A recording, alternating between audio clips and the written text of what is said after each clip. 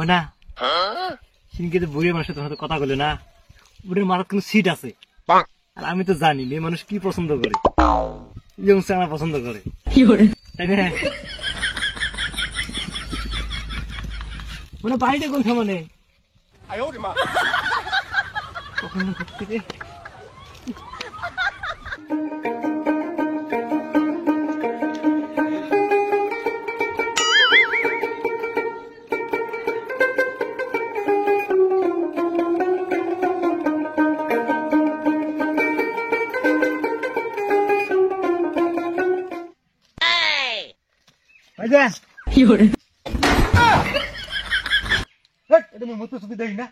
তোর কোনো জ্ঞান বুদ্ধি নাই, এমন তুই ঘর জামে থাকিস কোথাকার।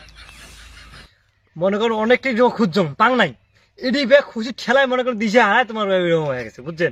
কত কিছু কত ভাইজান মহান বিপদের মধ্যে বুঝছেন, বুঝছেন? আর তোমার মধ্যে যে গন্ধ, চলো সামনে আগে যে কথা বলি। চল দেখি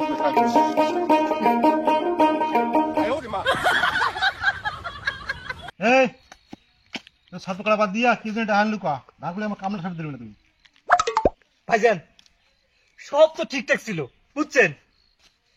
মুই হলো ইয়ে মানুষ যে জায়গা মোর 8-10টা নিয়ে গেল দায়িত্ব মোড়ে, আর এই জিনিসটা মোর সরষে মাথা যা ঢুকছে।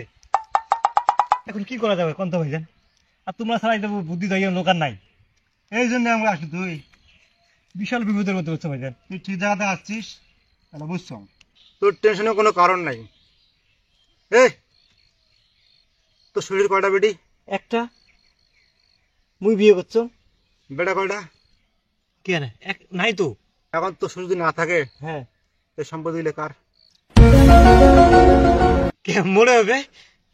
তাহলে বিয়েটা করবে ভাই?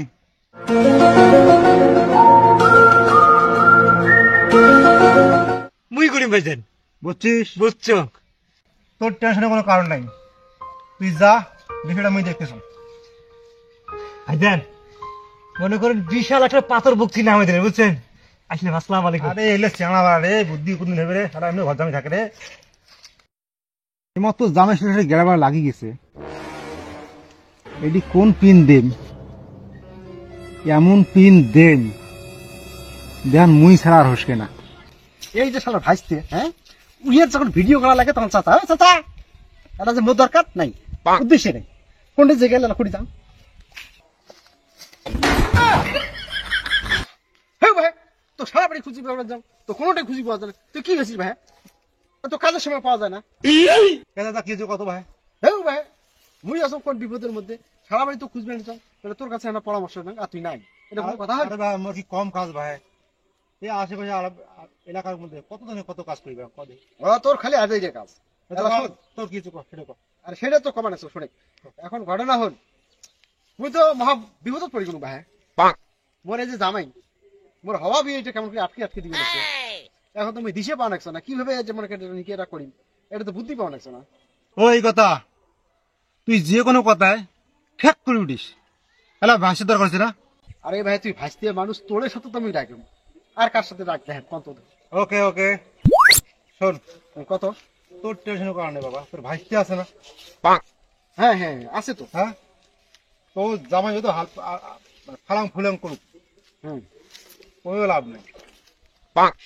ওই দেখা তোর ভাই ঘর জামাই, আর তোক তাই ডিস্টার্ব করে ভাই, এটা কেমন কথা? তোর ভাইতে আছে কি আছে? সেটা তো হ্যাঁ, তাহলে বুদ্ধি পরামর্শ দিস নাকি তুই, কিভাবে এই কামটা সারা যায়? একটা সুন্নত আর কত বড় একটা জিনিস, বুঝিস নাই? এটা তো আদা করাই লাগবে, আর বুঝিস তো মনে তো সব নাই বংশ একটা প্রদীপ লাগবে। কে তুই কোনো নির্বংশ? তোর তো বেডি আছে একটা। আরে ভাই বুঝিস কা বেডি তো মনে কর যে প্রদীপ জ্বালাবে যে মানুষের বাড়ি, মোর বাড়ি জ্বালাবে খাই। আচ্ছা মনে কর যে মনে নিকে করলাম, শূন্য তো আদায় হলো, একটা বেড়া হলো, বুঝিস নাই? এখন তো মনে কর যে নিকেটা আমার করা জরুরি হয়ে গেছে, একটা বুদ্ধি পরামর্শ দিস নাকি তুমি? আরে ভাই তোর যাবার কোনো টেনশন তুই করিস না, তোর ভাইস্তি আছে না, তোর নিকের সম্পূর্ণ দায় ভাইস্তিকে দিয়ে দে। আচ্ছা হোক, ওটা তাহলে তোর দায়িত্ব তুই থাকলো, তুই যেভাবে হোক এটা ম্যানেজ করবো। আর শোন, যত দায়িত্ব মোর উপরে সব, তোর টেনশনের কোনো কারণ নাই। বিয়েতে খসাপাতি লাগবে না, ঠিক আছে? তুই আপাতত 50,000 টাকা তাড়াতাড়ি রেডি কর। আচ্ছা টাকা পয়সা কোনো তুই চিন্তা করিস না, হ্যাঁ টাকা আমি ম্যানেজ করে সন্ধ্যে তো তোর বাড়ি দিয়ে আসি মেলা। বুঝছিস? ঠিক আছে ওকে, আচ্ছা থাক, ধরুন কোনো টেনশন করিস না ভাই, যা। আচ্ছা প্ল্যানটা কর। জামাই আমি দেখতেছি। এই তো এখন ঠিক চেহারার মধ্যে মাছ পড়া শুরু হয়েছে।